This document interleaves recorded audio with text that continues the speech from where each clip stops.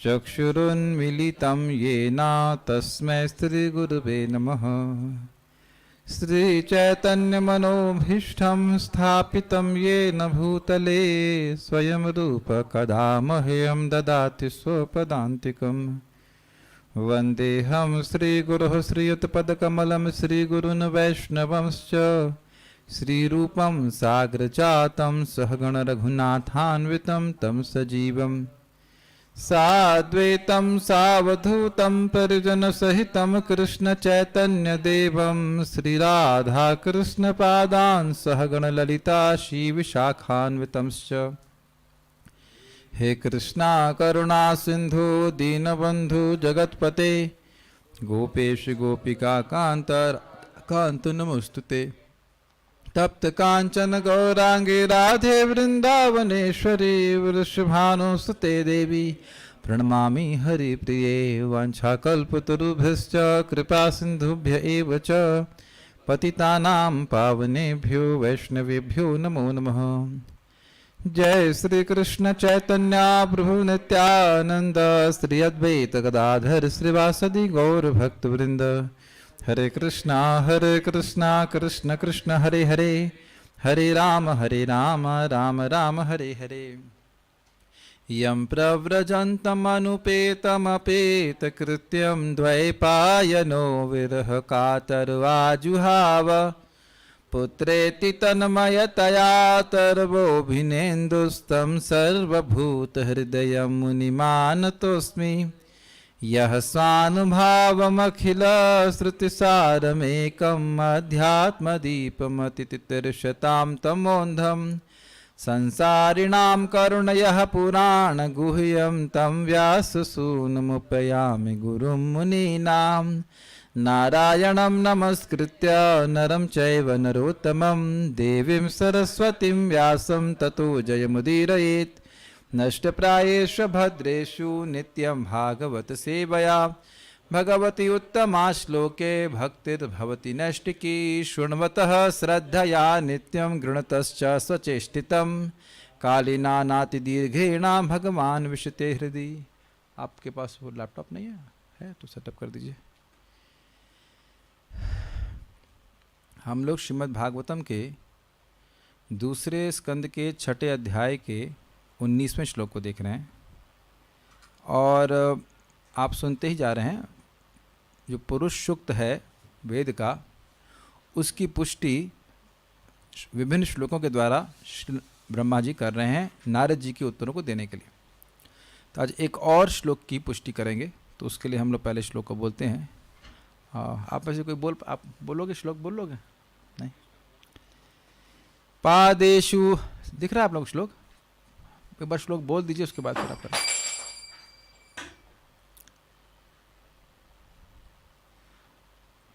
ये श्लोक भी अन्य श्लोकों के समान है, लेकिन इसमें अलग अलग प्रकार से अर्थ बताए जाएंगे। जो आप त्रिपाद विभूति और एक पाद विभूति बोल रहे हैं, कल हम लोग को क्षेम की बात भी कर रहे थे, तो इसमें आज श्लोक में आपको दिख भी जाएगा।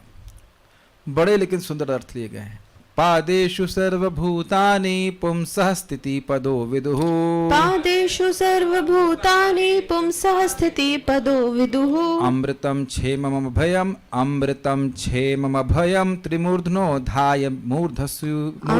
हाँ, अमृतं क्षेममभयं त्रिमूर्ध्नोधायि मूर्धसु। अमृतं क्षेममभयं त्रिमूर्ध्नोधायि मूर्धसु। अमृतं क्षेममभयं त्रिमूर्ध्नोधायि मूर्धसु। पादेषु सर्वभूतानि पुंसः स्थितिपदो विदुः। पादेषु सर्वभूतानि पुंसः स्थितिपदो विदुः। अमृतं क्षेममभयं त्रिमूर्ध्नोधाय मूर्धसु। अमृतं क्षेममभयं त्रिमूर्ध्नोधायि मूर्धसु। पादेषु सर्वभूतानि पुंसः स्थितिपदो विदुः। पादेषु सर्वभूतानि पुंसः स्थितिपदो विदुः। अमृतं क्षेममभयं त्रिमूर्ध्नोधायि मूर्धसु। अमृतं क्षेममभयं त्रिमूर्ध्नोधायि मूर्धसु। पादेषु सर्वभूतानि पुंसः स्थितिपदो विदुः। पादेषु पादेषु सर्वभूतानि पुंसः स्थितिपदो विदुः अमृतं क्षेममभयं त्रिमूर्ध्नोधायि मूर्धसु। अमृतं क्षेममभयं त्रिमूर्ध्नोधायि मूर्धसु। ओके, पढ़ते हैं आगे।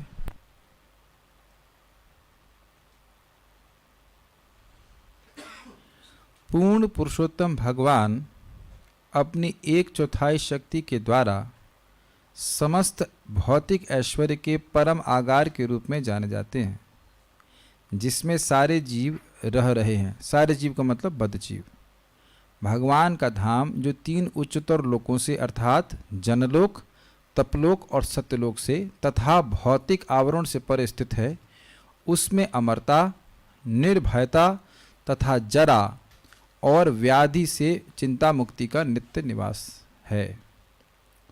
अन्वय देखिए, पुंसः पूर्ण पुरुषोत्तम भगवान, आपने इस शब्द को पहले सुना है, एता चांस कला पुंसः, सुना है ना। तो पुंसः मतलब भगवान श्री कृष्ण। पूर्ण पुरुषोत्तम भगवान पादेषु, पाद में, पाद के द्वारा, पाद मतलब अपने चरण के द्वारा, अपनी 1/4 शक्ति के द्वारा त्रिपाद विभूति और एक पाद, त्रिपाद विभूति और एक पाद विभूति का वर्णन हुआ। तो पादेषु का मतलब एक पाद अर्थात अपने अपनी 1/4 शक्ति अर्थात भौतिक शक्ति के द्वारा स्थिति पद समस्त भौतिक ऐश्वर्य के परम आगार के रूप में अर्थात जितने भी भौतिक लोक लोकांतर हैं वह भगवान के चरणों में स्थित हैं। स्थित पद, स्थिति पद, स्थिति मतलब होना, स्थैर्य।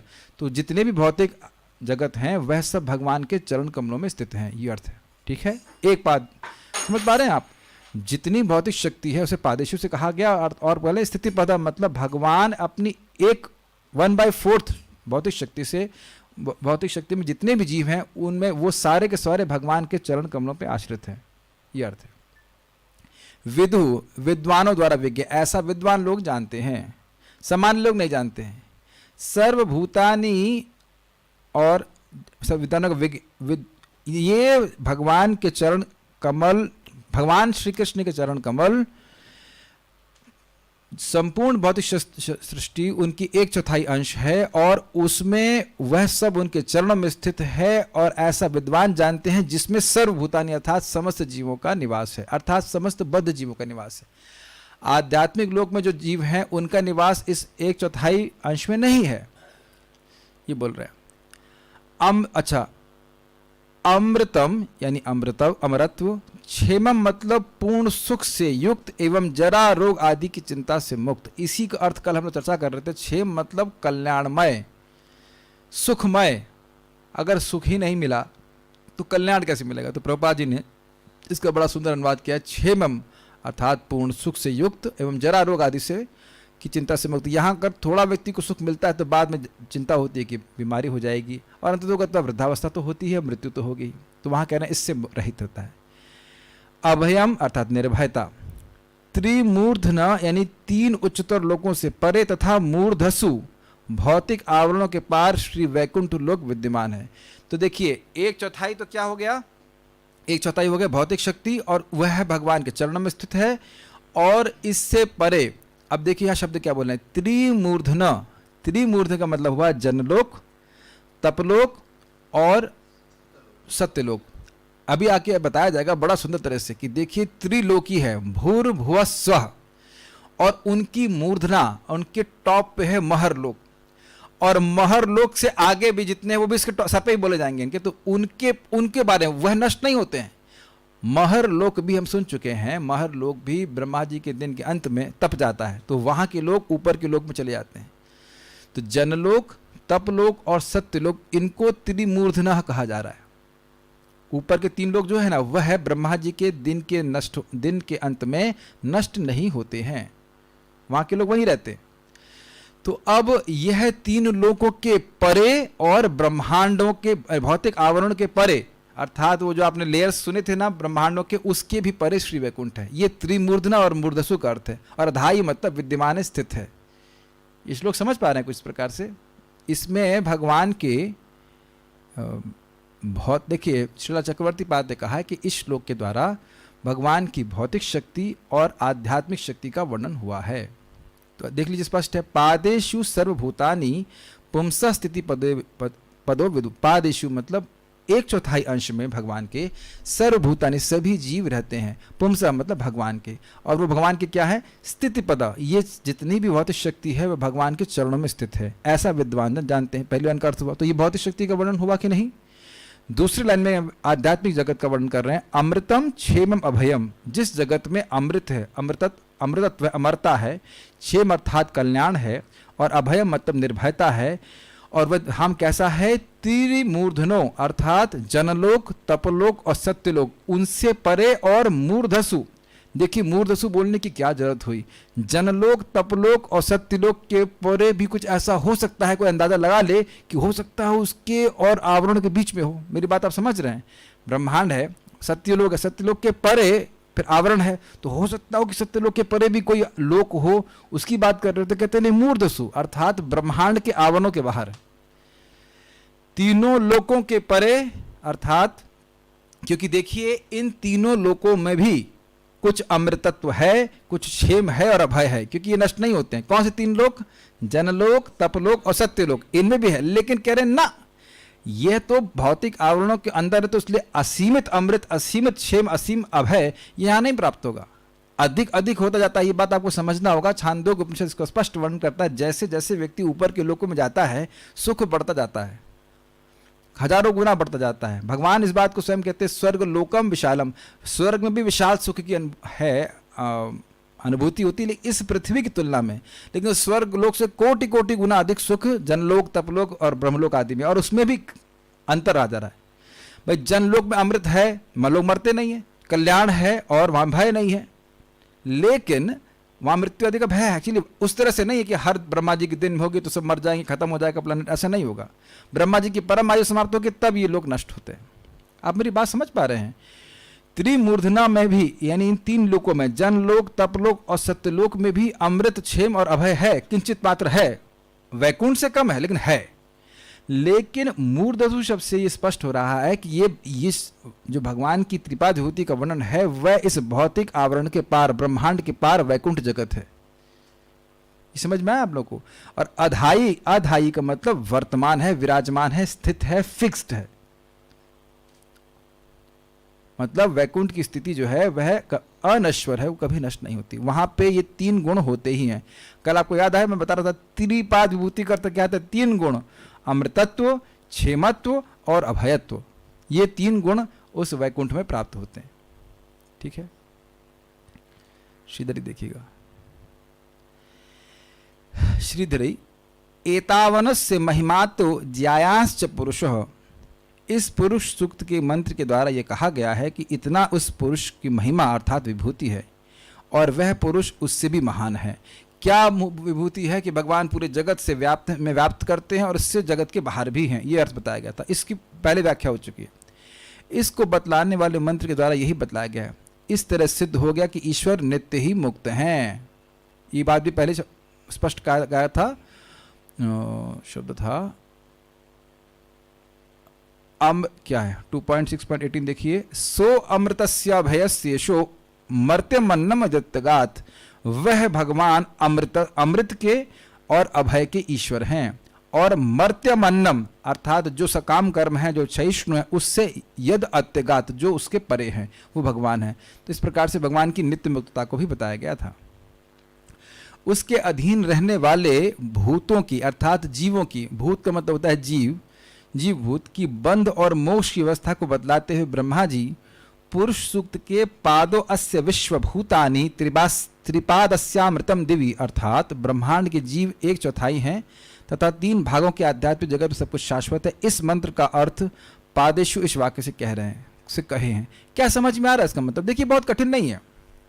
भगवान की नित्य मुक्तता को 2.6.18 में कहा गया। कैसे कहा गया? सह अमृतस्य अभयस्य शो मर्त्यमन्नम यदत्यगात। इसमें केवल भगवान का गुण का वर्णन हो रहा है। ये देख पा रहे हैं आप? सह वह भगवान, अमृतस्य अमृत के, अभयस्य अभय के ईश हैं।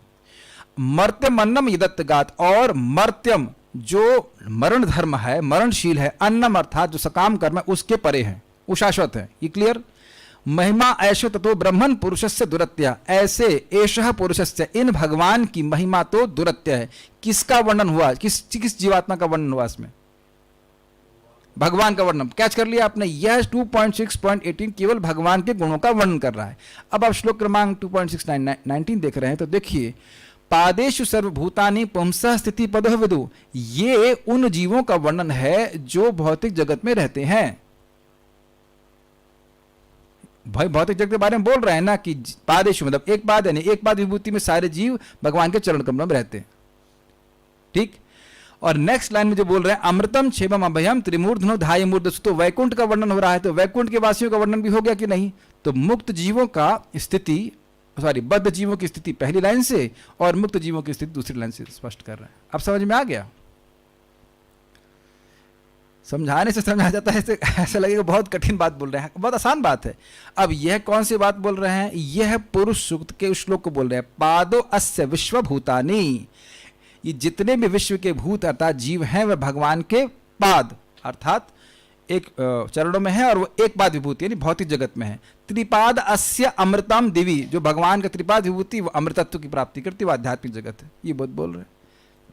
दो प्रकार के लोगों का वर्णन करके दो प्रकार के जीवों का वर्णन हो गया। बद्ध जीव है और बाकी सब मुक्त जीव हैं, इसका वर्णन हुआ।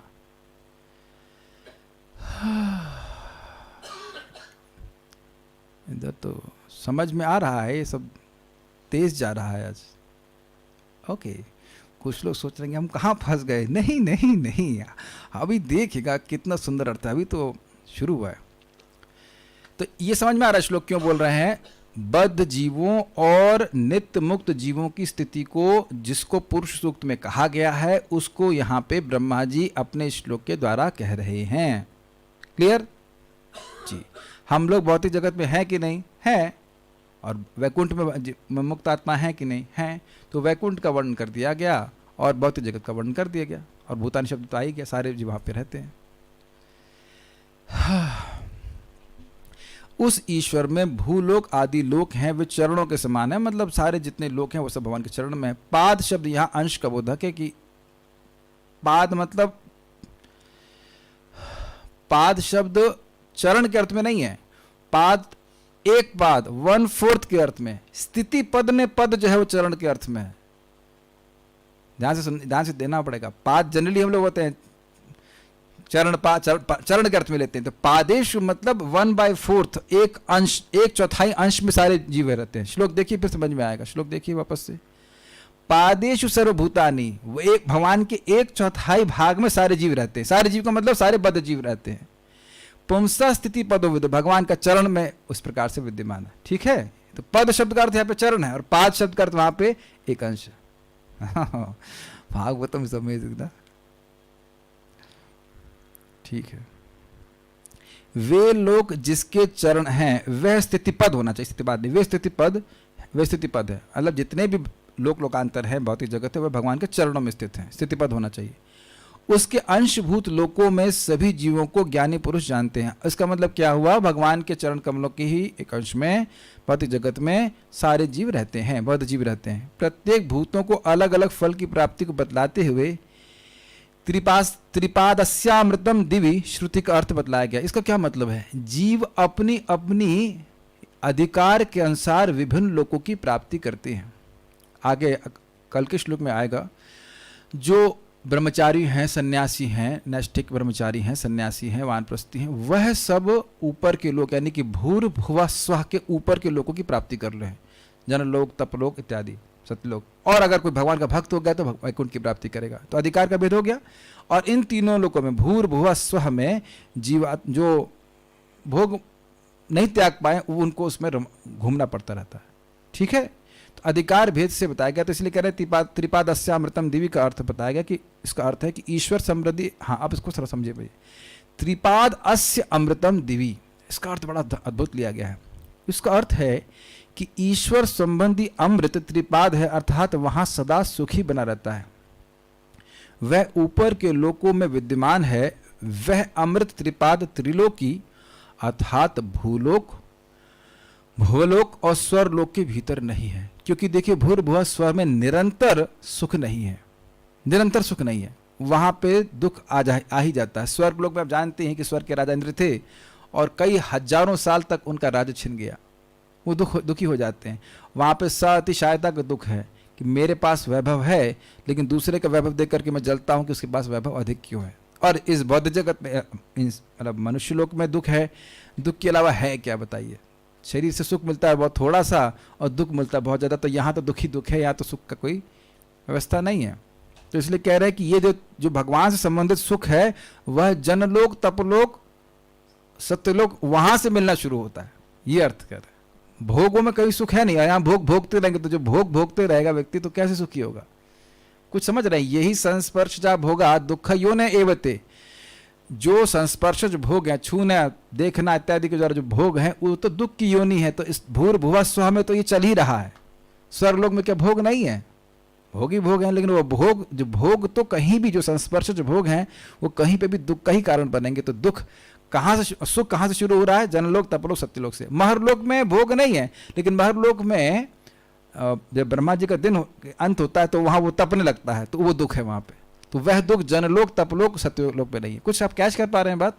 तो भगवान के संबंधित जो सुख है, पूर्ण सुख नहीं लेकिन भगवत संबंधित सुख जो है वो जनलोक, तपलोक, सत्यलोक से शुरू होता है। ये कैच कर पा रहे हैं। बड़ी सुंदर टीका की करी थी, हम तो पढ़ करके हम खुश हो गए थे, वाह क्या बात बता रहे हैं।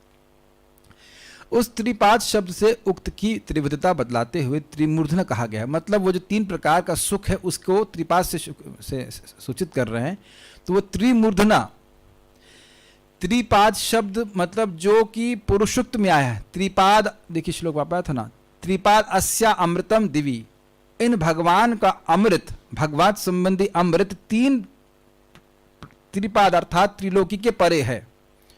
तो कह रहे हैं कि त्रिपाद शब्द को त्रिमूर्धना से कहा गया है। त्रिमूर्धना मतलब तीनों की मूर्धना, भूर भुव स्व के सर शीर्ष भाग के ऊपर भगवान का अमृत प्राप्त है। मैं फिर से समझा रहा हूं, त्रिपाद अस्य अमृतम शब्द पुरुष सूक्त में आया। तो कह रहे हैं कि त्रिपाद का मतलब हुआ कि भगवान, अस्य अमृतम भगवान से संबंधित, अस्य मतलब इसका, इन भगवान से संबंधित जो अमृत जो सुख है वह त्रिपाद अर्थात भूर भुव स्व उससे ऊपर है। और त्रिपाद को इंगित किया जा रहा है यहाँ पे त्रिमूर्धना से। इस श्लोक में त्रिमूर्धना आया था ना, देखिए श्लोक में आया कि नहीं आया, मैं अपने वहां से तो नहीं बोला। त्रिमूर्धनो अधाय मूर्धसु, तो त्रिमूर्धना मतलब तीनों लोकों के परे। तीनों के परे का अर्थ, ये त्रिमूर्धना का अर्थ समझाऊंगा, अभी पढ़ लूंगा फिर समझाता हूं आपको, बड़ा अच्छा है अर्थ है इसका। अर्थ है कि कहाँ था हम, यहाँ थे। इसका विग्रह है त्रयाणाम लोकानाम मूर्धना, तीनों लोकों की जो मूर्धा अर्थात शीर्ष भाग है, अर्थात तीनों लोकों का शीर्ष भाग। तीन लोक हो गए भूर भुवा स्व, वह महरलोक है। तो महरलोक में भी भोग नहीं है, महरलोक में सुख है, लेकिन उस महरलोक के ऊपर विद्यमान जो है मूर्धसु, उस महरलोक के ऊपर जो विद्यमान जो लोक हैं उन लोकों में क्रमशः अमृत, क्षेम तथा अभय विद्यमान है। अब क्रमशः का क्या अर्थ है? क्रमशः का मतलब यह है कि अमृत, क्षेम और अभय की वृद्धि होती चली जाती है। जितन जनलोक, तपलोक और सत्यलोक, इसमें क्रमशः अमृतत्व, क्षेमत्व और अभयत्व अधिक विद्यमान होते हैं।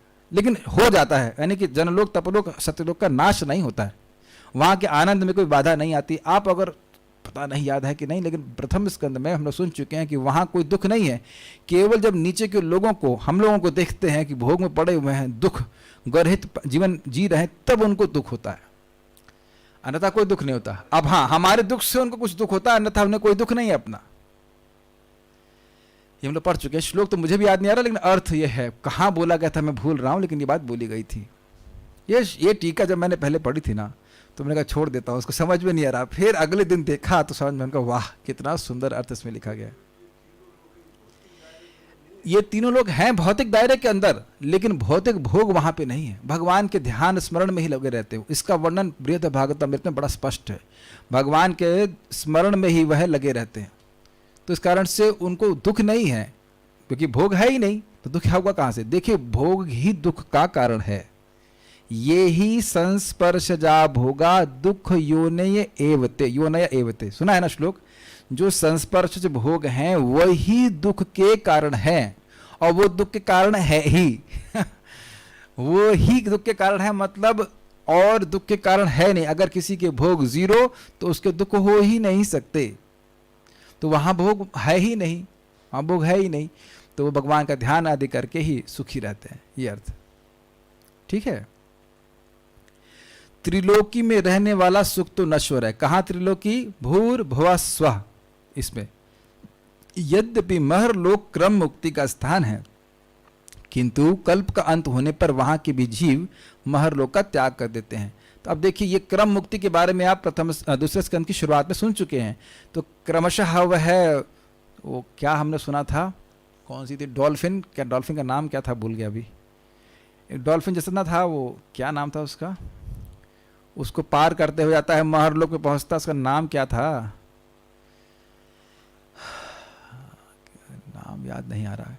वो सप्तऋषि मंडल तक पहुंचता है और उसके पहले एक शब्द था, याद नहीं आ रहा एकदम, शिशुमार। हाँ, शिशुमार को क्रॉस करते हुए वह सप्तऋषि मंडल क्रॉस करता हुआ फिर महर्लोक पहुंचता है। महर्लोक पहुंचने के बाद फिर वहां से जनलोक, तपलोक।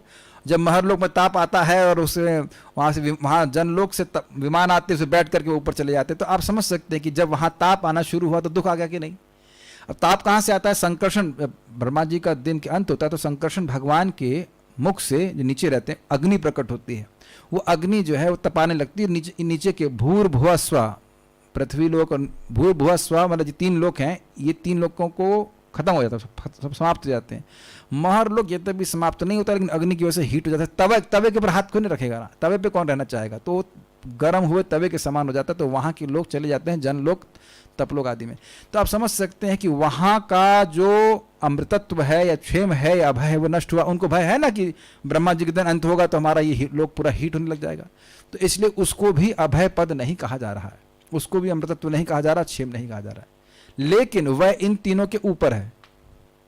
इसलिए कह रहे हैं कि यद्यपि महर्लोक क्रम मुक्ति का स्थान है, किंतु कल्प का अंत होने पर वहां के भी जीव महर्लोक का त्याग कर देते हैं। कल्प का अंत मतलब ब्रह्मा जी के दिन का अंत। क्रम मुक्ति का अर्थ ये तो पूरा चैप्टर था प्रभु जी। धीरे धीरे व्यक्ति, एक देखिए सद्य मुक्ति का अर्थ हुआ कि तुरंत शरीर छोड़ा वैकुंठ की प्राप्ति, जैसे कि अजामिल। और क्रम मुक्ति में सोचता है कि जब मुक्त हो ही रहे हैं तो देखेंगे क्या है, मतलब ग्रहों में क्या भोग है, देखेगा मतलब जरा भोग के देखे क्या चल रहा है। तो ऐसे धीरे धीरे करके वह स्वर्ग लोक से ऊपर, हाँ, महर्लोक ऐसे करके जाता है ऊपर, स्टेप बाय स्टेप ऊपर जाता है। ठीक है, देखिए अब आप क्या करना है, बुरा नहीं मानेगा, लेकिन ये क्रम मुक्ति को हम लोग समझते हैं कि कई दिन पढ़ाया था दूसरे स्कंद में, इसीलिए जो लोग पहले सुन लिए उनके समझने में कोई कठिनाई नहीं होगी। डिटेल में पढ़ाया गया था कि नहीं पढ़ाया गया था, बहुत डिटेल, जितना सामर्थ्य था उतना तो पढ़ाया गया था। तो अब ये तो नहीं कहूँगी वह सब सारा सुन पाएंगे, लेकिन अंश में आपको मैंने बताया। इसीलिए देखिए श्रील प्रभुपाद जी समझा रहे हैं कि भागवत को ऐसे रचना करी गई है श्री व्यासदेव जी के द्वारा कि आप क्रम से सुनते चले जाएंगे तो सारी बातें क्लियर हो जाएंगी। बड़े अच्छे शिक्षक हैं व्यासदेव जी, है ना। आप देखिए, अगर हम लोग शुरुआत से पढ़ते आ रहे हैं तो जो हर श्लोक को पढ़े हैं तो उन्हें कोई कठिनाई नहीं होगी कंसेप्ट समझने में। ऐसे सेट किया गया है कि आसानी से समझ में आ जाता है। भगवत गीता भी इसी प्रकार से आप अनुभव करेंगे, पहले कि आप पढ़े हुए हैं तो आगे वाली बातें समझ में आ जाती हैं। कोई बात नहीं, मोटा मोटा समझ गए ना, धीरे धीरे करके जाते हैं। एक हुआ सद्य, मतलब तुरंत भगवान के पास गया, और एक होता है कि धीरे धीरे, उसमें बताया गया था कि अपने सूक्ष्म शरीर को लेके जाता है। याद आ रहा है आप लोगों को, जो सद्य मुक्ति होती है वो सूक्ष्म शरीर नहीं छोड़ देता है, भगवान के पास तुरंत चला गया। और जो नहीं तुरंत मुक्त होना चाहता है वो अपने सूक्ष्म शरीर को वैसे लेके चलता है जैसे ब्रीफ केस का आदमी लेके चलता है। कुछ याद आ रहा है ऐसा, और लेके अपना सूक्ष्म इच्छाएं लेके चल रहा है। तो आप श्लोक तो मेरे दिमाग से भी वो सब उड़ गए, लेकिन कंसेप्ट कुछ याद है। आगे बढ़ते हैं। तो महर्लोक यानी अतः वहां का भी सुख अविनाशी है, महर्लोक का भी सुख अविनाशी है। अब आप अविनाशी नहीं है, महर्लोक का भी सुख का विनाश हो जाता है। एक बात आप ये देख रहे हैं कि इस तरह से सुनने से हमारे मन में हे उपाध्याय की बुद्धि हो रही है ना, महर्लोक तो नहीं जाना, जनलोक तो नहीं जाना, वैकुंठ जाना है, वैकुंठ जाना। योग्य हो या योग्य न हो उसकी बात नहीं हो रही, इच्छा देखिए इम्प्लांट हो जा रही सुनने की। नहीं तो सोचेगा व्यक्ति हमें जब महर्लोक जाना नहीं है तो फिर उसके बारे में सुनना क्यों है। नहीं जानना है इसलिए सुनना है, नहीं जाना है इसलिए सुनना है। अगर आप जीवन से परेशान हैं, आपको मन में प्रश्न आने लग जाए यह मेरे संग क्यों हो रहा है तो इसीलिए ताकि आप समझ जाए कि यहाँ आपको दोबारा जन्म नहीं लेना है, क्योंकि अगले जन्म में फिर यही प्रश्न करोगे ये मेरे संग क्यों हो रहा है है कि नहीं, ये मेरे संग क्यों हो रहा है, मुझ जैसे अच्छे व्यक्ति संग ऐसा क्यों हो रहा है, ये समझाने के लिए बेटा यहाँ पे मत रहो, निकलो यहाँ से, भगवान के पास पड़े जाओ। आप में से कभी किसी व्यक्ति को ऐसा होता है कि बहुत हो गया भाई, अब यहाँ पे नहीं रहना हमको, बहुत हो गया, दुखी हो गए जगत में, सारे प्लान बनाए सुखी होने के और सारे प्लान दुख में परिणत हो गए, है ना।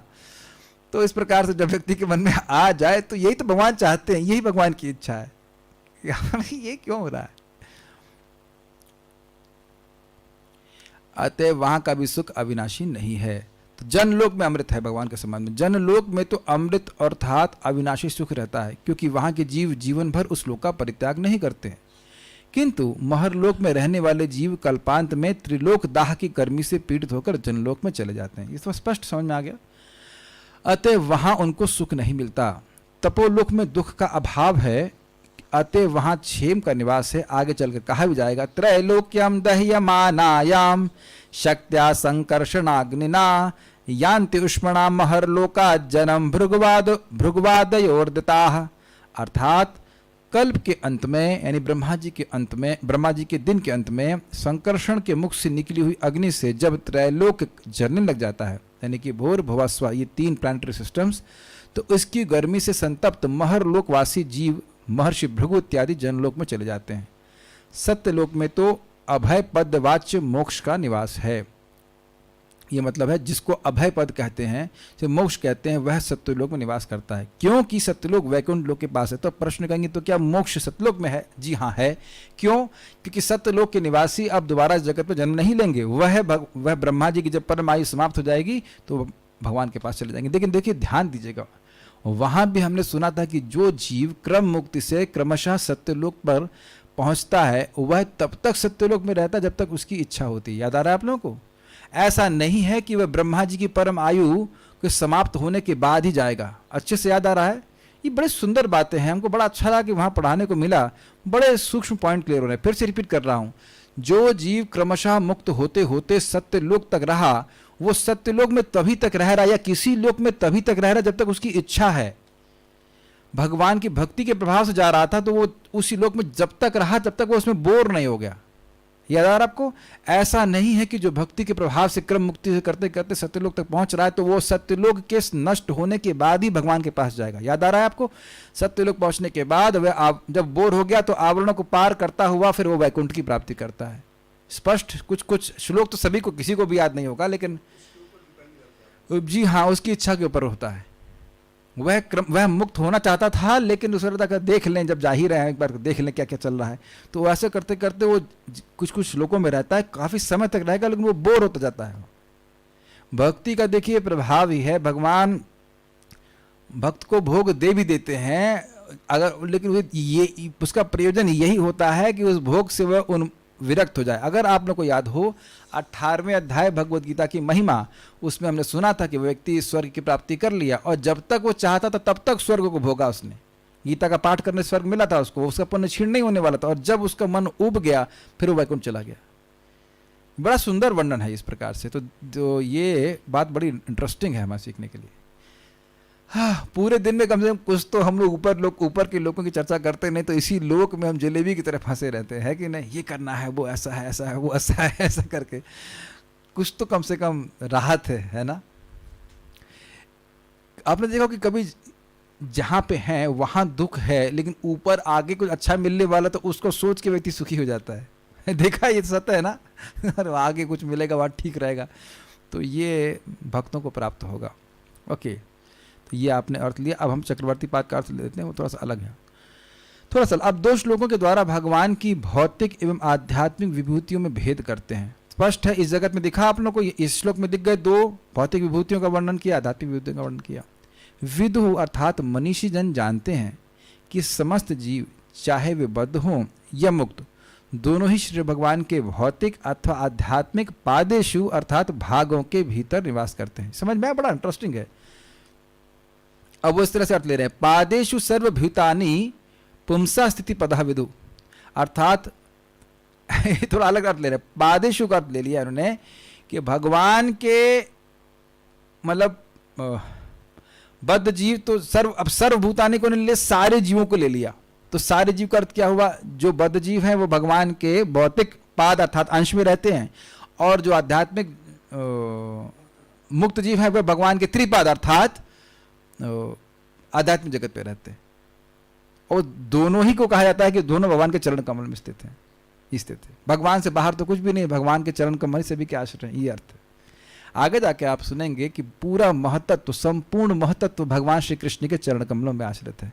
बड़ा दिव्य है। आप कहेंगे चरण कमल में आश्रित है तो भगवान अंदर है बाहर है। अब भगवान अंदर है बाहर है, ये तो बताया गया ना कि भगवान अंदर पूरा व्याप्त है और इसके बाहर भी हैं। समझ में नहीं आ रहा तो यही बोला गया कि इनकी महिमा मन के द्वारा समझना दुरत्य है। यस, याद आ रहा आप लोग को, समझना मुश्किल है, लेकिन इसका मतलब यह नहीं कि हम चर्चा नहीं करें। भगवान आपको पूरा समझ में आ गए तो आप भगवान नहीं बन जाएंगे, आप भगवान से बड़े नहीं हो जाएंगे। बड़ा सुंदर एक स्टेटमेंट है साइंटिस्ट का कि I do not want to believe in a god who can be understood. मैं ऐसे भगवान में विश्वास नहीं रखना चाहता हूं जो समझे जा सके। जितना भगवान अपने को प्रकट हमारे करना चाहते हैं उतना हम समझ सकते हैं, बाकी नहीं समझ पाते। हम पहले सुन चुके हैं कि मनीषी गण भी भगवान की यश का उतना ही वर्णन करते हैं जितना उनकी क्षमता है। जैसे कि पक्षी अब आकाश में उड़ता है, इसका मतलब तो ना आकाश को नाप देगा, लेकिन हर पक्षी अपनी क्षमता के अनुसार उड़ता है और इस प्रकार से वो शुद्ध होते हैं। ये बात मैं प्रकट देखता हूँ कि देखिए, जैसे ही भगवान की यश को बोलते हैं, चर्चा करते हैं, तो एक विशेष प्रसन्नता मन में जाती। तो वो उस प्रसन्नता को प्राप्त करें, अपने प्यूरिफिकेशन, अपने हृदय को शुद्ध करें, इसके लिए कथा चलती रहती, चलती रहनी चाहिए। तो इस प्रकार से कह रहे हैं कि पादेशु अर्थात भगवान, दो भाग हो गए, एक पाद, दूसरा त्रिपाद।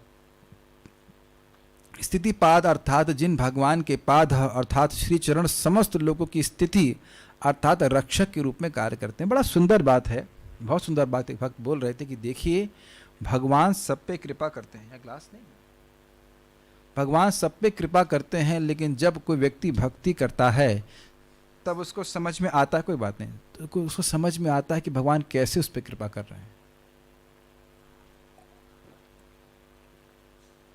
इस समय मुझे प्यास लग रही है तो पानी कौन दे रहा है?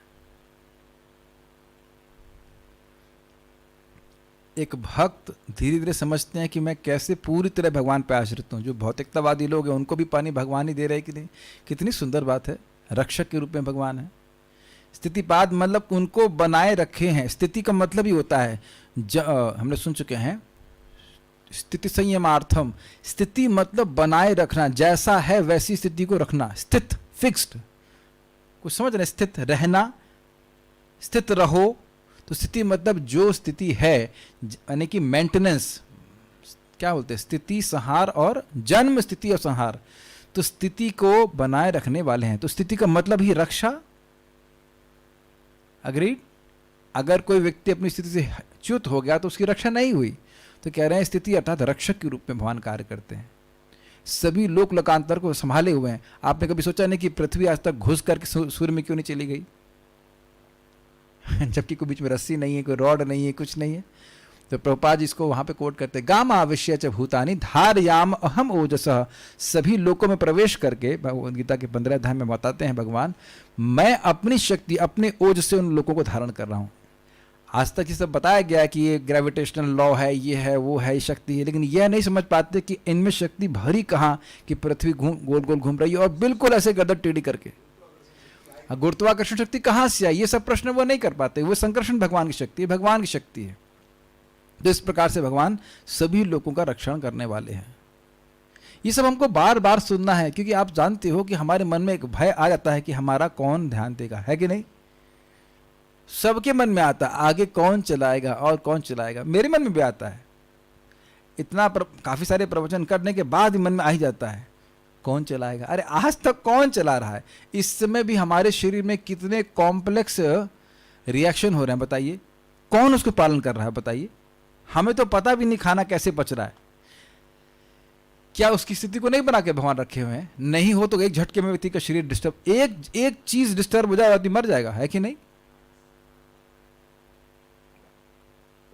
तो सभी लोगों के रक्षक हैं। इसका अर्थ क्या हुआ? लोक में रहने वाले सभी जीवों के भी रक्षक हैं, उनके शरीर को भी रक्षक। और अकेले भगवान सब ऐसा कर रहे हैं, ये बात बोल रहे हैं।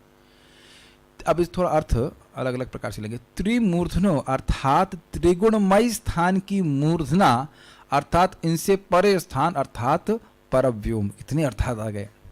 यहां पे देखिए पहले लिया गया था कि त्रिमूर्धना का अर्थ लिया था कि तीन लोक। अब यहां त्रिमूर्धना का मतलब रहा है त्रि प्लस मूर्धना।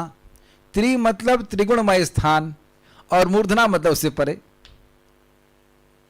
कितना अच्छा अर्थ ले रहे हैं। तो अब यहां सीधे बोल रहे हैं कि भगवान का जो आनंद है अभयम, जिसमें अमृत क्षम और भय है, सॉरी अभय होना चाहिए, फिर गलती कर दी, अभय होना चाहिए था फिर से मिस्टेक हो गया। त्रिमूर्धना अर्थात देखिए पहले त्रिमूर्धना का अर्थ लिया गया तीनों लोकों के जो परे, मतलब सर से अर्थ है जो परे हो गया। तो अब यहां त्रिमूर्धना का अर्थ ले रहे हैं त्रि मतलब त्रिगुणमयी। त्रिगुणमयी मतलब सत्यलोक भी तो त्रिगुणमयी है, वह भी प्रपंच के बाहर तो है नहीं, ब्रह्मांड के बाहर अंदर है वो। तो कह रहे हैं कि सत्यलोक के भी परे तीनों लोग, इस पूरे ब्रह्मांड के परे, ब्रह्मांड के आवरणों के परे ये जो ब्रह्मांड है ये तो त्रिगुणमयी है। अगर आपको याद हो तो ब्रह्मांड की आखिरी लेयर है प्रधान, और प्रधान के बाहर त्रिगुणाती स्थिति है। याद आ रहा है आपको? प्रधान में भी गुणों की स्थिति है और उसके परे त्रिगुणा स्थिति है। तो कह रहे त्रिमूर्धना मतलब त्रिगुणमय स्थान अर्थात इस भौतिक जगत के परे, अर्थात परव्योम अर्थात आध्यात्मिक आकाश। वहां भगवान, वो भगवान का स्थान है, आध्यात्मिक लोक है, जहां पे अमृतम क्षेम और अभय है। देखिए अलग नहीं बोल रहे हैं, जनलोक तपलोक सत्यलोक में भी क्रमशः अभय क्षेम और अमृत है, लेकिन वैसा नहीं जैसा वैकुंठ में है। समझ पा रहे हैं ना बात? तो वो इस तरह से डेवलप कर रहे हैं, ऊपर से जा रहा है आपकी मूर्धना पे क्या कहते हैं, पांव पेट और सर के ऊपर से जा रहा है त्रिमूर्धना अब वो सोच रहे हैं कि एक, आप ये देखिए ना कि एक श्लोक का कितने गहराई है, कितनी गहराई है। मैं एक वक्त चर्चा कर रहा था कि भगवान अब ऐसे कभी ना कराए, नौकरी फोकरी करने के बाद ये समझ में बिल्कुल नहीं आता है। अगर समझ में आ जाए तब तो बहुत बड़ी बात है, लेकिन समझाने का टाइम तो बहुत मुश्किल होगा। आप सोच रहे हैं कि इसको समझने के लिए मुझे कितना टाइम लगाना पड़ा कि सही समझाना, गलत समझाना नहीं है, और कितना अद्भुत है। और यही बात प्रभुपाद जी ने अपने अनुवाद में रखी। इसको पढ़ लेंगे तो फिर प्रभुपाद जी का अनुवाद पढ़ेंगे वो समझ में आ जाएगा। तो त्रि प्लस मूर्धना अर्थात त्रिगुणमय स्थान की मूर्धना अर्थात उनके परे स्थान अर्थात परव्योम। व्योम का मतलब होता है आकाश, और परव्योम मतलब दिव्य स्थान। परव्योम मतलब जो भौतिक आकाश के परे है। वहां अमृतम अर्थात मरण का भाव है, वहां कोई मरता नहीं है, वहां कोई शोक सभा नहीं होती है, आज हमारे बीच में नहीं रहे ऐसा नहीं होगा। वहां पहुंच गए तो हमेशा वहीं पे रहेंगे। क्षेमम अर्थात रोग आदि का भाव है, कोई रोग नहीं। इसीलिए प्रभुपाद ने क्षेम का अनुवाद कैसे किया, जरा मृत्यु व्याधि आदि का अभाव, सुख की पूर्णता वहां पे। देखा प्रभुपाद जी का अनुवाद कैसे हो रहा है। और तथा अभयम होना चाहिए, भय नहीं होना चाहिए, अभयम, अभयम होना चाहिए, गलती से भयम हो गया। अभयम अर्थात सुंदर अर्थ है, वहां भगवान के पार्षदों के मध्य भगवान के प्रति अपराधों से उत्पन्न होने वाला कोई भय नहीं है। क्या अर्थ है देखिए। अब इसका मतलब क्या है देखिए, अगर भगवान के प्रति अपराध हो गया या अन्य पार्षदों के प्रति कोई अपराध हो गया तो व्यक्ति भौतिक जगत में गिर जाता है। जैसे कि हमने गिर जाता है का पता नहीं, लेकिन एटलीस्ट हम जय विजय के केस में देखते हैं। तो ऐसा अपराध वहां कभी नहीं होता है। अपराध तो इस जगत में ही होता है, वहां इस प्रकार का कोई अपराध नहीं होता। भगवत प्रेम प्राप्त करने के बाद भगवान के प्रति कोई अपराध नहीं होता। हमारी भक्ति में अगर कोई रुकावट है तो भक्ति नहीं, भक्ति में किए जाने वाले अपराध हैं जो हमको बहुत बार तो पता भी नहीं होते कि हम कर रहे हैं, है कि नहीं। तो ये बड़ा अच्छा है। क्यों ऐसा अर्थ ले रहे हैं अभय का, तो कह रहे हैं काल के भय के भाव को अमृतम शब्द द्वारा पूर्व ही बतला दिया गया था। पिछले श्लोक में बताता ना, सह अमृतस्य अभयस्य ईशः। तो वहां पे अभय का अर्थ अमृतत्व में, जो व्यक्ति मर ही नहीं रहा है तो उसको भय क्या होगा। जहां कोई मरना ही नहीं है वहां भय क्या होगा। तो इसलिए कह रहे हैं कि इसलिए अभय का अर्थ हम ले रहे हैं कि चक्रवर्ती बात के अनुसार ले रहे हैं कि भक्तों के बीच में भगवान के प्रति अपराध का कोई भय नहीं होता है। कदाचित, और जय विजय के एग्जाम्पल ले ले, कदाचित अगर ऐसा हुआ और वो आ भी गए भौतिक जगत तो भगवान उसको अपने पार्षदों को लेने के लिए 3 बार स्वयं अवतरित हुए थे। वराहदेव के रूप में हुए, नरसिंह देव के रूप में हुए, भगवान श्री राम के रूप में हुए और भगवान कृष्ण के रूप में भी अवतरित हुए को लेकर वापस। तो उम्मीद है कि आप लोगों ने इसका आस्वादन किया अभय का। यह वहां अधाई अर्थात विराजमान है, अर्थात अमृतत्व, अभयत्व, क्षेमत्व, ये सारे गुण भगवान के धाम में नित्य विराजमान है, वहाँ से कभी नहीं हटते हैं। 3 गुणों के स्थान पर मृत्यु, व्याधि तथा अपराध का भय भली प्रकार स्थित है, अर्थात इस जगत में अमृतत्व नहीं है, क्षेम अक्षेम है, बीमारी आ ही जाती है और अपराध का भय भी रहता है, मतलब भौतिक जगत में। यस, व्यक्ति को यह समझना चाहिए कि भौतिक जगत अस्थायी है और आध्यात्मिक जगत शाश्वत है। आध्यात्मिक जगत का वर्णन श्रीमद् भागवतम 2.9.10 में बाद में किया जाएगा। न च काल विक्रमः न यत्र माया, आध्यात्मिक जगत में काल एवं माया का कोई प्रभाव नहीं है।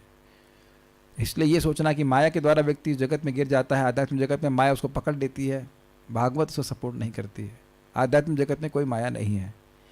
यह श्लोक पुरुष सूक्त के इस वाक्यांश की व्याख्या करता है। पादो अस्य विश्वभूतानि त्रिपादस्यामृतम दिवी, प्रमाण के जीव 1/4 हैं, मतलब पूरे जीवों को लिया जाए तो 1/4 जीव यहाँ पे रह रहे हैं, तथा 3 भागों के आध्यात्मिक जगत में सब कुछ शाश्वत है। स्पष्ट है? 3 भाग मतलब त्रिपाद विभूति। त्रिपादस्य संपूर्ण को व्यक्त करने के लिए एक वचन में है त्रिपाद, त्रिपाद, त्रिपादस्य, इसका है दिव्य अर्थात आध्यात्मिक, अर्थात आध्यात्मिक लोक में भगवान की 3 विभूतियों के स्थान पर शाश्वतता का वास है। दिव्य अर्थात आध्यात्मिक लोक होना चाहिए। दिव्य अर्थात सॉरी फिर से पढ़ता हूं। दिव्य अर्थात आध्यात्मिक, हाँ ये अर्थात 2 बार आ गया, अर्थात हटा देना चाहिए। दिव्य अर्थात आध्यात्मिक लोक में भगवान की 3 विभूतियों के स्थान पर शाश्वतता का वास है। कौन 3 विभूतियां हैं? अभय, क्षेम और अमृतत्व। वेरी गुड, आप लोग सीख गए, बड़े तेज हैं। अब इससे पहले कि प्रभुपाद जी का तात्पर्य हम देखें, आप प्रभुपाद जी का अनुवाद फिर से देखिए। पूर्ण पुरुषोत्तम भगवान अपनी 1/4 शक्ति द्वारा समस्त भौतिक ऐश्वर्य के परम आकार के रूप में जाने जाते हैं, जिसमें सारे जीव रह रहे हैं। क्लियर है? भगवान का धाम जो 3 उच्चतर लोकों से तथा भौतिक आवरण से पर स्थित है, उसमें अमरता, निर्भयता तथा जरा और व्याधि से चिंता मुक्ति का नित्य निवास है। तो अब देखिए यहाँ प्रभुपाद स्पष्ट रूप से सारा दार्शनिक अर्थ लेते हुए कह रहे हैं, और इसमें प्रभुपाद जी ने श्रीधर स्वामी की टीका को भी मिला दिया कि 3 लोकों से परे आध्यात्मिक जगत जो है। तो प्रभुपाद कई बार ऐसा कहते हैं, 2-3 टीका को मिलाकर अपने अनुवाद में ही रख देते। बहुत ब्रिलियंस है प्रभुपाद जी के तात्पर्य की। अब आगे हम प्रभुपाद जी का तात्पर्य देखते हैं, बड़ा इंटरेस्टिंग है, रुचिकर है। भगवान की संधनी शक्ति की समग्र अभिव्यक्ति का 1/4 भौतिक जगत में प्रदर्शित होता है और 3/4 आध्यात्मिक जगत में। भगवान की शक्ति के 3 अंग हैं, संधिनी, संवित तथा हिलादनी। ये थोड़ा समझने का प्रयास कीजिए। देखिए, हिलादनी भगवान को आनंद देने वाली शक्ति है। संवित शक्ति का मतलब होता है सम्यक वित्त, सम्यक रूप से जानना, अर्थात जिसके द्वारा भगवान स्वयं को जानते हैं और दूसरों को जनवाते हैं, ये संवित शक्ति हुई। और संधनी शक्ति मतलब जिसके द्वारा भगवान का पूरा आध्यात्मिक जगत प्रकाशित होता है, उनके लोक लोकांतर जितने कुछ भी है वह सब संधनी शक्ति के द्वारा प्रकट होते हैं। समझ में आया? तो उस वही प्रपात कहना है कि एक अंश में संधनी शक्ति के द्वारा ये भौतिक जगत भी प्रकट हुआ है, लेकिन इसकी पूर्ण अभिव्यक्ति आध्यात्मिक जगत में होती है, जो किसी त्रिपाद विभूति कहते हैं। ये लाइन समझ में आ गई सबको? ठीक है। दूसरे शब्दों में वे पूर्णतया सच्चिदानंद स्वरूप हैं। सत मतलब शाश्वत, चिद मतलब ज्ञानमय और आनंद मतलब आनंदमय। संधनी शब्द से ही बोध होना चाहिए कि साथ ये शाश्वत शक्ति है और शाश्वत रूप से प्रकट है भगवान का स्वरूप।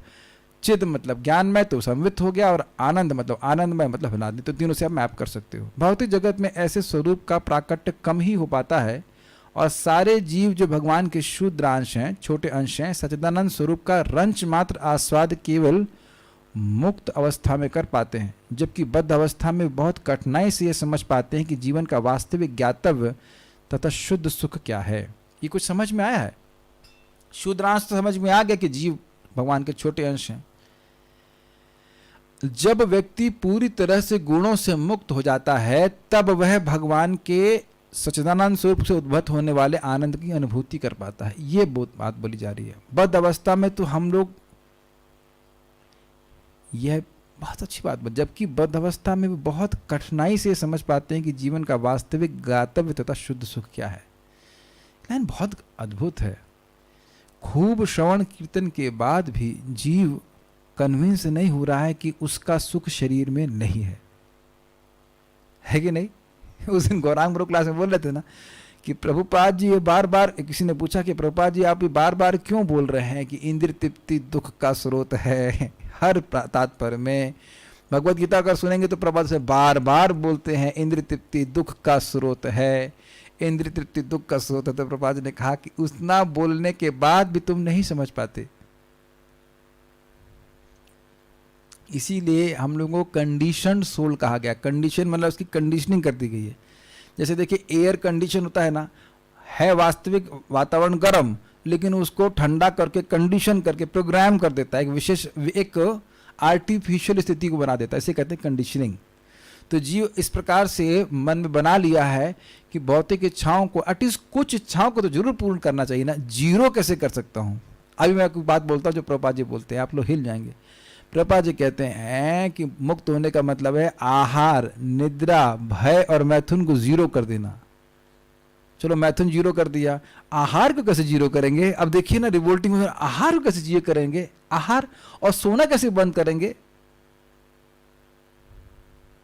और भय, प्रभुपाद जी कहते हैं ये घरों में ताला लगा के हम सब लोग आते हैं, आना भी चाहिए, चलो ठीक है, लेकिन क्यों आते हो बताओ? ये तो याद नहीं ना कि हम आत्मा है ना। भय, कहीं थोड़ा रोग हो जाता है तो व्यक्ति भयभीत हो जाता है ना। बिल्कुल बिल्कुल हम लोग भूले हुए हैं कि हम आत्मा है। कभी कभी तो शायद व्यक्ति सोचेगा मैं कभी भौतिक इच्छाओं से पूर्ण रूपेण तो मुक्त हो ही नहीं सकता। यह भी माया की एक बहुत बड़ी कंडीशनिंग है जीवों के ऊपर। तो वास्तविक जानने योग्य क्या है यह, और शुद्ध सुख क्या है? सुखम आत्यंतिकम यतत बुद्धि ग्राह्यम अतीन्द्रियम, वह सुख जिसमें दुखों का दुख ना साने गए हो, इसका तो हम धारणा भी नहीं कर सकते। सामान्यतः तो लोग चर्चा भी नहीं करते, और जानने की तो बात छोड़ दीजिए। मैं फिर से रिपीट कर रहा हूं, इस जगत में जितने भी सुख हैं उसमें कुछ दुख का समावेशन रहता है ना। लेकिन ऐसा सुख जो खाटी सुख हो, खाटी मतलब प्योर सुख हो, जिसमें केवल सुख ही हो, इसकी तो धारणा ही हम नहीं कर सकते। हम तो केवल उस दुख को खरीदने के चक्कर में है जिसमें बहुत सारा दुख, बहुत सारा, हम उस सुख को खरीदने के चक्कर में है जिसमें दुख का परिमाण बहुत ज्यादा, सुख बहुत थोड़े से। इसीलिए तो बार बार भागवत में कहा जा रहा है तपो दिव्यम, बार बार तो नहीं कहा गया लेकिन पॉइंट बोला गया है, तपो दिव्यम पुत्रकायेन सत्वम शुद्धि तस्मात् ब्रह्म सौख्यम तो अनंतम। उस अनंत ब्रह्म सुख की अनुभूति तभी हो सकती है जब अपना हृदय शुद्ध करें, और यही मानव जीवन का लक्ष्य है। इसीलिए सारे नियम बताए जा रहे हैं कि व्यक्ति अपने हृदय को शुद्ध करे। कोई बाकी इस जगत में सुख नहीं है, और ये हमने बार बार सुनना है क्योंकि हम बार बार उसको भूल जाते हैं। आप देखेंगे कि स्कूल में जब हम क्लास में कुछ तैयारी कर रहे होते हैं एग्जाम की, तो जो चीज़ भूल जाते हैं उसको फिर याद करते हैं, है कि नहीं? आप यह तो नहीं कहते हो कि ये तो पहले पढ़ चुका हूँ। Is it not my dear devotees on Zoom? Would you agree with this? Exam देने जाते हैं, कभी कोई बात है होती, लेकिन फिर वो यथावत याद नहीं रहती, फिर उसको पढ़ते हैं, फिर भूल जाते हैं, फिर उसको पढ़ते हैं, फिर पढ़ते हैं, फिर पढ़ते हैं, ऐसे करके। माया का ये सेवा ही है कि आपको अंदर से कन्विंस करते रहे कृष्ण की सेवा क्या कर रहे हो, चलो छोड़ो सो। ये है, ये इसकी निरंतर प्रीचिंग है। बहुत चलो चलो चलो, बहुत बहुत भक्ति कर ली, चलो अब कुछ समझ गए ना, ये बात है। कितने आश्चर्य की बात है, हम कितने सुखी हैं, बहुत सारी चीजों की चिंता कर रहे हैं, बस इस बात की चिंता नहीं है कि हम हैं कौन। हस्र तो पता नहीं, लेकिन हम कौन है ये व्यक्ति नहीं जान रहा है। हाँ, ये बात भी नहीं जान रहा है कि मैं ये कर्म कर रहा हूं, इसका क्या प्रभाव पड़ेगा। हर कोई किसी छोटे कर्म का भी, देखने वाले छोटे कर्म का प्रभाव बहुत बड़ा होता है। मुक्त आत्माएं भौतिक जगत में वास करने वाली आत्माओं से संख्या में अधिक हैं। यस, और वे अमरता, निर्भयता एवं जरा एवं व्याधि से मुक्ति के मामले में भगवान की उपर्युक्त संधनी, संवित तथा ह्लादनी शक्तियों के महत्व को समझ सकती हैं। ये समझ में आई बात? मुक्त आत्मा आध्यात्मिक जगत में रह रही हैं, अभय, अमृतत्व और क्षेम के गुणों को प्राप्त हैं, और वहाँ वे भगवान की संवित शक्ति के संपर्क में, भगवान को समझ रही हैं भगवान कौन है। जैसे देखिए, हम लोग अभी नहीं समझ रहे कि कृष्ण बोला तो कृष्ण हमारे मुख पे आ गए। हम सुने हैं लेकिन समझ तो नहीं रहे ना, इसकी अनुभूति तो है नहीं, लेकिन वहाँ के भक्त निरंतर इस प्रकार से अनुभव करते हैं। जैसे अगर आप लोग को पता हो कि नहीं पता, नित्यानंद प्रभु पे डकैत अटैक करने वाले थे, तो उन्होंने देखा कि उनके आसपास वैकुंठ के पार्षद हैं, और वो सब निरंतर कृष्ण कृष्ण राम हरि बोलते जा रहे हैं, वो हैं पार्षद, वो युद्ध करने के लिए भी समर्थ हैं, लेकिन उनके मुख से निरंतर भगवान का नाम आ रहा है। जो नाम की महिमा है, नाम भगवान का सौंदर्य है, माधुर्य, उसका वो अनुभव कर रहे हैं। तो भगवान की हिलाने शक्ति क्या है वो तो अभी हम थ्योरी में ही सुन रहे हैं ना, वास्तविक उसका अनुभव तो वहाँ के नित्य पार्षद करते हैं। इसीलिए चैतन्य चरितामृत में कहा गया, नित्य पार्षद गण भुंजे सेवा सुख। भगवान के नित्य पार्षद गण हैं जो भगवान की सेवा के सुख को नित्य ही भोगते रहते हैं, अनुभव करते हैं, भोगते करते हैं। भौतिक जगत में सारे लोग 3 गोलोकों में व्यवस्थित हैं जिन्हें त्रिलोक कहा जाता है। ये हैं स्वर्ग, मर्त्य तथा पाताल। इसी को भूर भुवः और स्वः कहा जाता है।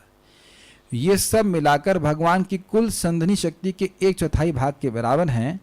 इसके परे आध्यात्मिक आकाश है जिसमें वैकुंठ लोक है जो सप्तावरणों के परे है। स्पष्ट है। त्रिलोक के किसी भी लोक में अमरता, पूर्ण ज्ञान तथा पूर्ण आनंद की स्थिति का अनुभव नहीं किया जा सकता। ऊपर के 3 लोक सात्विक लोक कहलाते हैं क्योंकि वे दीर्घायु, जरा तथा व्याधि से मुक्ति एवं निर्भयता की प्रासंगिक सुविधा प्रदान कराने वाले, मतलब थोड़ी मात्रा में प्रदान करने वाले। कौन से लोक? जनलोक, तपलोक, सत्यलोक। Very good. अब आप देख रहे हैं कि टीकाओं को पढ़ लेने से प्रभुपाद जी की टीका खट समझ में आती है कि क्यों प्रभुपाद कह रहे हैं। नहीं तो व्यक्ति कभी शायद ध्यान भी नहीं देगा कि प्रभुपाद जी ने बात कही क्यों। मानते हैं आप? जब मैं टीका पढ़ा रहा होता हूं तो स्वाभाविक सी बात है, कुछ लोग अनुभव करेंगे कि क्या कठिन कठिन बातें बोल रहे हैं, लेकिन आप देख रहे हैं कि प्रभुपाद जी के तात्पर्य में बातें बोली जा रही हैं। वो अलग बात है कि हमको सब दिख नहीं पाती कि आप प्रभुपाद क्यों बोल रहे हैं, क्या बोल रहे हैं यही नहीं दिख पाता है, तो क्यों बोल रहे हैं कैसे दिखेगा। इसलिए मैं भी अगर केवल प्रभुपाद जी के तात्पर्य डायरेक्ट पढ़ता हूं तो मुझे नहीं समझ आता प्रभुपाद जी बात क्यों बोल रहे हैं। Is it not? जब हम टीका से लेते हैं तो हाँ, प्रभुपाद जी ने सारी टीका को समावेश करके बोला है, तो क्यों बोल रहे हैं स्पष्ट समझ में आ रहा है। बड़े बड़े ऋषि मुनि स्वर्गलोक से आगे स्थित महरलोक को प्राप्त करते हैं, किंतु यह भी पूर्ण निर्भयता का स्थान नहीं है, क्योंकि कल्पांत होने पर महरलोक का संहार हो जाता है और उसके निवासियों को उच्चतर लोकों में स्थानांतरण करना होता है। क्लियर? तो महरलोक नहीं स्थान है। इन लोकों में भी मृत्यु से छुटकारा नहीं मिल पाता। भले ही इनमें अपेक्षातया जीवन, ज्ञान और आनंद का विस्तार अधिक हो, किंतु वास्तविक अमरता, निर्भयता तथा जरा और व्याधि से मुक्ति तो सप्तावरण से परे ही संभव है। ऐसी वस्तु में सिर में स्थित है अधाई मूर्धसु। ये समझ में आया? यद्यपि जनलोक, तपलोक और सत्यलोक में क्रमशः अमृतत्व, क्षेमत्व और अभयत्व है, लेकिन वास्तविक अमरता, वास्तविक क्षेम और वास्तविक अभय अगर है तो भगवान के धाम में है। तो इसीलिए कह रहे हैं अधाय मूर्धसु। आवाज आ रही होगी मेरे ख्याल से, आवाज आ रही है। तो अधाई का मतलब विराजमान, फिक्स्ड है। क्या फिक्स्ड है? मूर्धसु, इस जगत के पार, जो सप्तावरण, इसके पार जो वैकुंठ है उसमें ये गुण व्याप्त है। तो इस प्रकार से वर्णन हुआ। आगे श्लोक को हम कल देखेंगे। उम्मीद है कि आप लोग कुछ समझ पाए होंगे। कोई प्रश्न है क्या? एक प्रश्न कह रहे हैं कि मैंने सुना है कि हम लोग मूलतः आध्यात्मिक जगत में थे और वहाँ हमारी भौतिक इच्छा आ गई और इस हम जगत में गिर गए, तो क्या ये थ्योरी झूठ है? अब पता नहीं क्या सच है झूठ है। यहाँ बड़ा स्पष्ट देखिए लिखा गया अभयम। अभयम का मतलब भगवान के प्रति अपराध की से रहित स्थान है। और दूसरा भी आपने देखा नयत्र माया, वहाँ पे माया नहीं है, ना वहाँ पे काल का प्रभाव है। जो माया है नहीं तो वहाँ पकड़ेगी कैसे माया। तो इस प्रश्न का उत्तर देना कि हम लोग कहाँ से आए हैं, ये प्रश्न बड़ा कठिन बन जाता है। और देखिए इसका कोई प्रासंगिकता भी नहीं है। हम लोग कहाँ से आए हैं उससे कोई मतलब नहीं है। और वस्तुतः सुबह से आपने आज तक कभी सोचा, सुबह से सोचा कि हम आए कहाँ से हैं? सुबह से साधना करते सोचते हो कि कहाँ से आए हैं, तो अब देखिए हम नहीं सोचते हैं। हम ही सोचते हैं कि क्या हम भगवान के पास जाएंगे कि नहीं जाएंगे। ये प्रश्न है कि नहीं? तो उसी प्रश्न को उसके उत्तर बारे में सोचना चाहिए। एक भक्त बड़ा अच्छा उत्तर कहते हैं, why you are asking the most difficult question, why don't you want to know the most easy answer. आप सबसे कठिन प्रश्न क्यों कर रहे हो कि मैं कहाँ था। अब ये बंद होने वाला है तो क्लास ही बंद करनी पड़ेगी। आप इस सबसे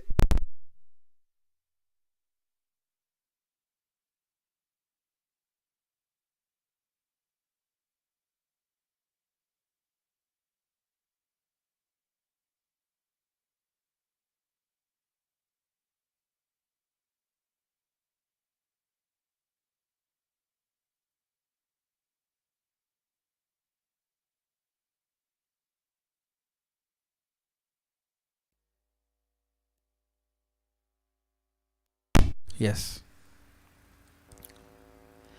तो मैं आपको बोल रहा था बहुत सिंपल सी बात कि देखिए सबसे कठिन प्रश्न है कि हम कहाँ से आए, तो उसका उत्तर क्यों जान रहे हो, उसका कोई महत्व ही नहीं है। सबसे आसान प्रश्न है, सबसे आसान उत्तर है हम भगवान के पास कैसे जा सकते हैं। अगर मान लो प्रश्न करें तो सबसे आसान उत्तर है मन मना भव मद भक्तो मद याज इमाम नमस्करू। अगर ये प्रश्न महत्वपूर्ण होता कि मैं कहाँ से आया हूँ, ये कहाँ था, तो भगवान उस बात को बोल देते। वैसे भगवान भगवद गीता में बड़ा स्पष्ट कहते हैं ये जीव और प्रकृति दोनों ही अनादि हैं, अनादि काल से बद्ध जीव इस जगत में है। बस इतना बात समझना चाहिए। और हम सभी भक्तों को इस बात की सराहना करनी चाहिए कि जो भी भक्त हैं उनने भक्ति को स्वीकार किया है वह निश्चित भगवान के पास जाएंगे। वह एक जन्म में जाएं या 2 जन्म में जाएं उसके कोई मतलब नहीं है। बड़ी गंभीरता से सब बड़ी अपनी क्षमता के अनुसार भगवान की भक्ति कर रहे हैं, यह देखने का प्रयास कर रहे हैं। बहुत अच्छे रियलाइजेशन कुछ हुए मेरे को इस समय कि देखिए पहले मैं सोचा करता था कि हम लोग कंट्रोल में हैं, अब बिल्कुल दिखता है कि कोई व्यक्ति कंट्रोल में नहीं है। सब जीव अपने कर्मानुसार और भगवत इच्छा अनुसार विभिन्न स्थितियों को प्राप्त हो रहे हैं। हर स्थिति में बस ये देखना है कि हम भगवान श्री कृष्ण की सेवा कैसे कर सकें। जैसे बहुत सुंदर बात है, बहुत सुंदर बात श्रीमान चैतन्य चरण प्रभु ने कहा कि जब धुंध बहुत ज़्यादा हो जाती है तो हमें बहुत कुछ नहीं दिखाई पड़ता है, लेकिन इतना है कि सामने का एक पग दिख जाए, बस इतनी रोशनी रहती है। और वो क्या है रोशनी हमारे पास कि हम कृष्ण के सेवक हैं। जिस स्थिति में भी भगवान रखें हमको 4 चीज़ें करने में फोकस करना है। क्या 4 चीज़ें हैं? भगवान के बारे में सुनना है, भगवान के बारे में बोलना है, भगवान का स्मरण करना है, भगवान की पूजा करनी है। इसके द्वारा हम भगवान को संतुष्ट कर सकते हैं। और जैसे भगवान को संतुष्ट करेंगे तो हम भगवान की कृपा से उनके पास ज़रूर चले जाएंगे। कोई संदेह इसमें नहीं रखना चाहिए। क्या और बोल रहे हैं?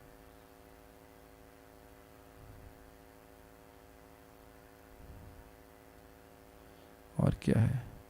बैकुंठ में तो कुंटा ही नहीं है, तो हम कैसे वहां से गिर सकते? आप उस बारे में चिंता मत करिए। यद गत्वा न निवर्तन्ते तद धाम परमम मम। भगवान कहते हैं मेरे धाम को जो प्राप्त कर लेगा वो दोबारा जगत में नहीं आएगा।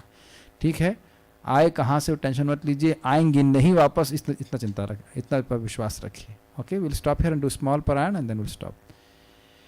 श्रीमद् भागवतम की जय, श्रील प्रभुपाद की जय, निताई गौर प्रेमानंदे।